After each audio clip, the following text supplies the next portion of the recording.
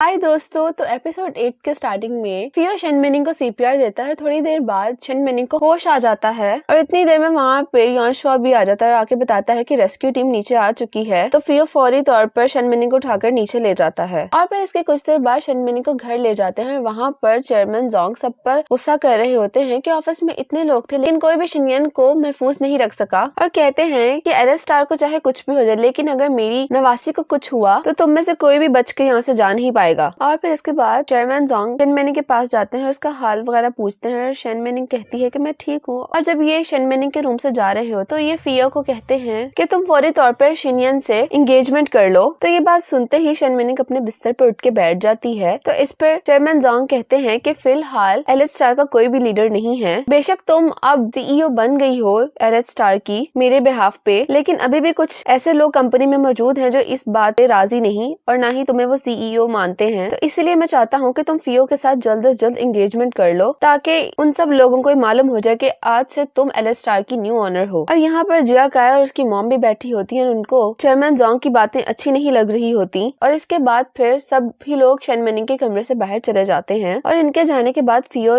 शेनमिनिंग को बताता है कि मैं सारे ही एग्जिबिट वापस ले आया था और उनको दोबारा डिजाइन भी करवा दिया है और यॉनशुआ उन डिजाइन को ज्वेलरी शो में ले जाएगा। तो इसलिए तुम्हें परेशान होने की जरूरत नहीं है, एलेस्टार अब किसी भी जाल में नहीं फंसेगा। और इसे ये बताता है कि कल कंपनी में कोई आग नहीं लगी थी, किसी ने कंपनी के वेंटिलेटर में केक टोबैको रख दिया था और अब इसलिए मैंने न्यू सिक्योरिटी गार्ड्स असाइन किए हैं और मैं वादा करता हूँ कि अब दोबारा ऐसा कभी भी नहीं होगा। तो इस पे शेनमिनिंग कहती है कि हाँ मैं तुम्हें ट्रस्ट करती हूँ। और फिर इसके बाद फियो अपना हाथ शेनमिनिंग के माथे पर रखकर ये चेक करता है कि कहीं इसको बुखार है या नहीं। तो ये कहती है कि अब मुझे बुखार नहीं है, लेकिन फियो कहता है मैं फिर भी डॉक्टर को बुला के लाता हूँ। तो जब ये जा रहा होता है तो शेनमिनिंग इसका हाथ पकड़कर इसको रोक लेती है और कहती है कि चलो हम लोग अब एंगेजमेंट कर लेते हैं। जैसा कि नाना ने कहा हम जल्द से जल्द मंगनी कर लेते हैं ताकि सब लोगों के मुंह बंद हो जाएं। तो इस पे फियो कहता है कि तुम जानती हो कि तुम किस बारे में बात कर रही हो। तो शेनमिनिंग कहती है कि हाँ मैं अच्छी तरह जानती हूँ कि मैं क्या बात कर रही हूँ और मैं ये भी जानती हूँ कि मैं असली जोंग शिनयन नहीं हूँ, लेकिन जब से मैं यहाँ पे आई हूँ मेरे पास कोई भी नहीं है जिस पे मैं रिलाई कर सकूं सिवाय तुम्हारे। तो क्या तुम इस तरह हमेशा मेरे साथ रह सकते हो? तो फियो उसको कहता है कि तुम्हें मेरे साथ मंगनी करने का मतलब मालूम है? अगर एक बार तुम मेरे पास आ गई तो तुम वापस जा नहीं पाओगी। क्या तुम जानती हो कि मैं हकीकत में हूँ कौन और मैं यहाँ वापस क्यों आया हूँ? और क्या तुम श्योर हो कि तुम मुझसे ही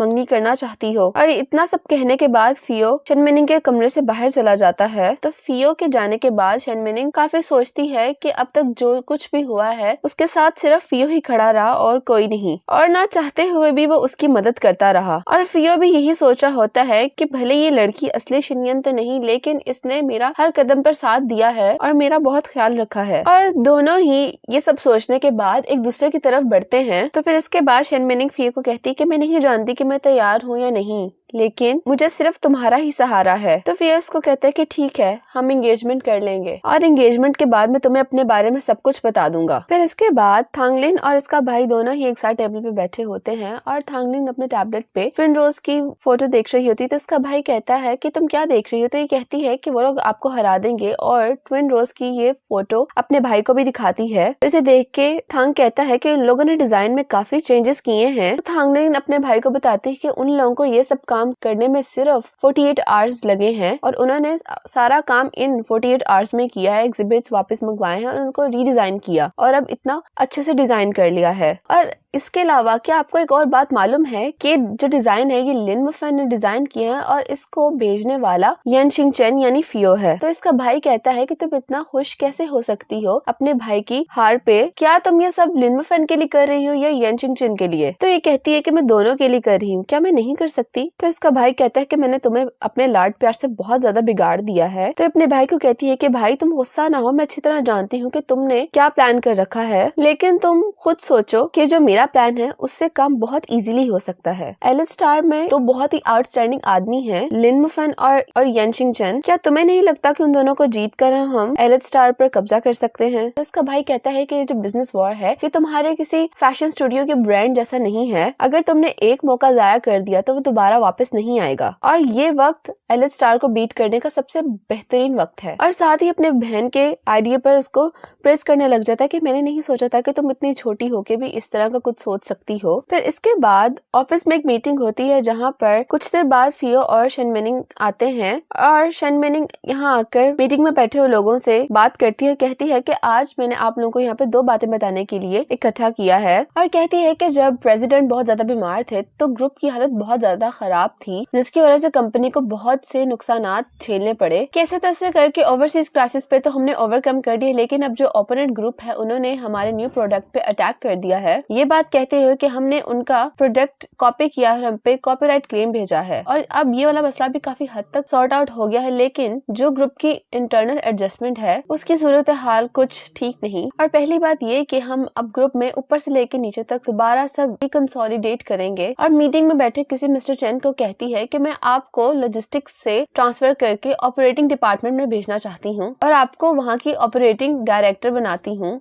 आप पहले प्रेसिडेंट जोंग के अंडर काम किया करते थे। तो मिस्टर चेन कहते हैं कि हाँ मैं तैयार हूँ, आप फिक्रमंद ना हो। और लिन मफेन को कहती है कि मैं चाहती हूँ कि तुम डिजाइन सेंटर के डायरेक्टर बन जाओ। लिन मफेन पहले इसकी बात पे सवाल करने वाला होता है, लेकिन शन मेनिंग से कहती है कि तुम मेरी बात का सीधा सीधा जवाब दो, क्या तुम ये कर सकते हो या नहीं। तो थोड़ा सोचने के बाद लिन मफेन कहता है कि ठीक है, मैं इस पे राजी हूँ। और फिर इसके बाद शन मेनिंग तमाम मीटिंग मेंबर्स को बताती है कि आज से डिजाइन सेंटर का डायरेक्टर लिन मफेन है और आज से जितने भी न्यू डिजाइन्स के आर्ट होंगे वो सब लिन मफेन को रिपोर्ट किए जाएंगे। और यहाँ बैठा इसके साथ में जोंग जियाकाई से कहता है आहिस्ता सी आवाज में कि तुम आखिर करना क्या चाह रही हो। और कहता है कि जो डिजाइन डायरेक्टर वो 20 साल से हमारी कंपनी के साथ है, क्या तुम उसको इग्नोर कर रही हो। तो ये वही मीटिंग मेंबर दोबारा बोल पड़ता है जो पिछली मीटिंग में बहुत बोला था और कहता है कि मैंने आज से पहले इतना फर्स्ट कभी भी नहीं देखा। तो शन मेनिंग इसे कहती है कि तुम ऐसे एक्टिंग कर रहे हो जैसे तुम कंपनी के सीईओ हो या फिर तुम अपने आप को इस कंपनी का वाइस प्रेसिडेंट समझ रहे हो, लेकिन मुझे डर है कि तुम्हारे पास इनके अलावा भी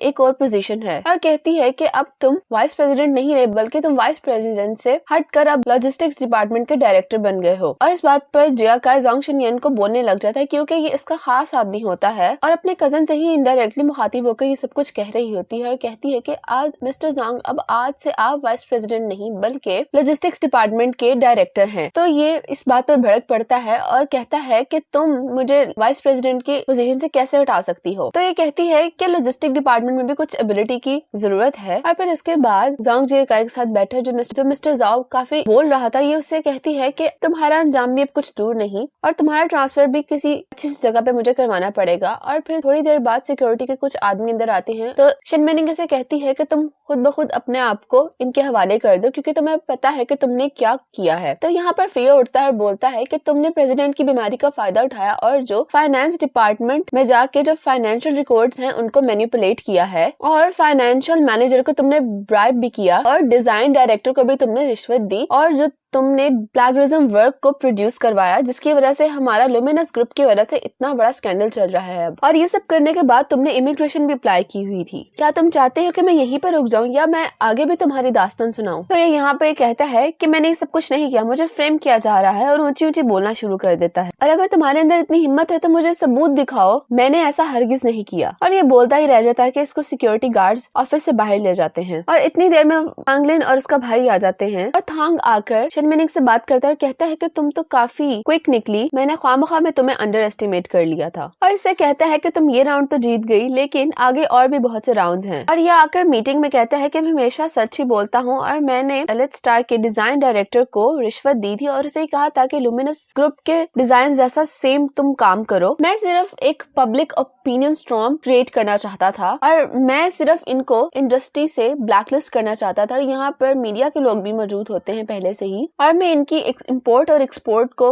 मजीद डिफिकल्ट बनाना चाहता था। ये एक अनफेयर बिजनेस एक्ट है लेकिन मैं एडमिट करता हूँ और इसे दुरुस्त भी करूंगा और मैं अपनी पनिशमेंट भी एक्सेप्ट करता हूँ, लेकिन लुमिनस ग्रुप को सरेंडर मत करना और ना ही लोगों को मारना और उनको हार्म करना। भले ही मैं अपना सब कुछ हार दूं लेकिन मैं कभी भी किसी को हार्म नहीं करूंगा। और इसकी इतनी बड़ी तकरीर का छोटा सा ये मतलब होता है कि हम लोग हमेशा से बिजनेस कंपेटिटर रहेंगे लेकिन मैं तुम्हारे एक सर का बाल भी गीला नहीं करूंगा। और ये सब कुछ कहने के बाद ये दोनों बहन भाई यहाँ से चले जाते हैं। और ये जाओ को कहती है कि सारे ही सबूत यहाँ पर मौजूद हैं, तुम्हें इनके अलावा क्या चाहिए। तो ये कहता है कि मुझे माफ कर दे, मैं गलती पे था, मुझे ऐसा नहीं करना चाहिए था, क्योंकि अब तो ये झूठ भी नहीं बोल सकता जबकि थांग आके खुद सारी सच्चाई का बता गया है। तो शन मेनिंग और गुस्सा आते हुए कहती है कि इसको फौरी तौर पर यहाँ से ले जाओ। और फिर सबके बाद शन मेनिंग कहती है कि अब मैं दूसरी खबर अनाउंस करने वाली हूँ। और ये कहने के बाद ये अपना हाथ फियो की तरफ बढ़ाती है और इसके बाद ये तमाम मीटिंग मेंबर्स को बताती है कि प्रेसिडेंट की इजाजत के साथ मैं और यान शिंगचन हम लोग एक एंगेजमेंट सेरेमनी करने वाले हैं, वो भी इसी हफ्ते। और एंगेजमेंट के बाद यान शिंगचन सबसे करीबी इंसान होंगे मेरे नजदीक, और इसके अलावा हम लोग एलिस स्टार के न्यू ऑनर्स होंगे। और फिर इसके बाद शन मेनिंग और फियो की एंगेजमेंट के लिए सभी लोग तैयारियां कर रहे होते हैं। यहाँ पर चेयरमैन जोंग भी बहुत खुश होते हैं क्योंकि उनकी नवासी की एंगेजमेंट होती है और ये तैयार हो रहे होते हैं। और इतनी देर में वहाँ इसकी बेटी आती है और ये आके अपने फादर को कहती है कि आज एक चैरिटी मीटिंग है, तो इसलिए मैं आज शिनयन की एंगेजमेंट सेरेमनी को अटेंड नहीं कर पाऊंगी, तो क्या आप प्लीज ये गिफ्ट मेरी तरफ से उसको दे देंगे। ये एक बॉक्स देती है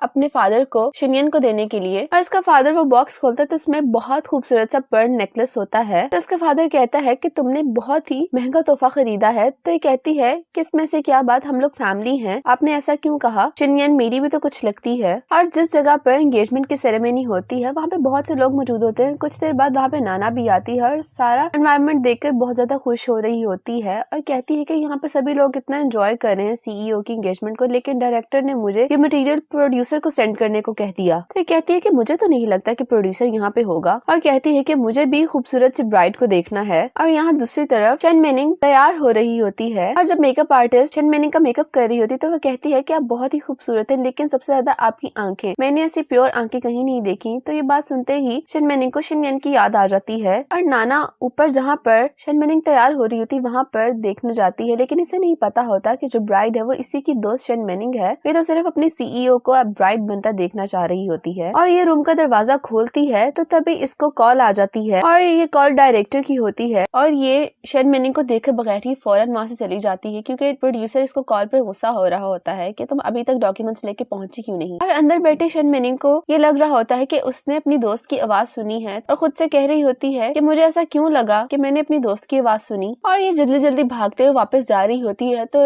रास्ते में इसकी टक्कर थांगलिन से हो जाती है और टकरा कर इसका मोबाइल फोन नीचे जमीन पे गिर जाता है और इसके मोबाइल फोन का जो स्क्रीन वॉलपेपर होता है उस पे इसकी और शन मेनिंग की तस्वीर लगी होती है और ये थांगलिन भी देख लेती है। और फिर इसके बाद एंगेजमेंट सेरेमनी स्टार्ट हो जाती है। शन मेनिंग बहुत ज्यादा खूबसूरत लग रही होती है और ये आयल पर वॉक करते हुए स्टेज की तरफ जा रही होती है। और शन मेनिंग के स्टेज पे पहुंचने के बाद फियो भी आ जाता है और फियो सबसे पहले स्टेज पर आकर शन मेनिंग को फ्लावर्स देता है। और जब फियो इसको रिंग पहना रहा होता है तो ये पहले अपना हाथ पीछे कर लेती है। तो फियो इसको कहता है कि तुम घबराओ ना, मुझ पे ट्रस्ट करो। और फिर रिंग पहनाने के बाद फियो शन मेनिंग को किस करता है और सेरेमनी में सबसे ज्यादा खुश इन लोगों के लिए चेयरमैन जोंग होता है। बाकी किसी को भी देखकर ये नहीं लग रहा होता कि उनमें से कोई खुश है। और इतनी देर में वहाँ पे नाना भी आ जाती है और बहुत खुश हो रही होती है कि वो टाइम पे यहाँ पे पहुंच गई। और जैसे ही इसकी नजर ब्राइड पे पड़ती है तो एकदम से हैरान होती है और शन मेनिंग का नाम ऊंची सारी ले लेती है। और यहीं पर एपिसोड 8 खत्म हो जाती है।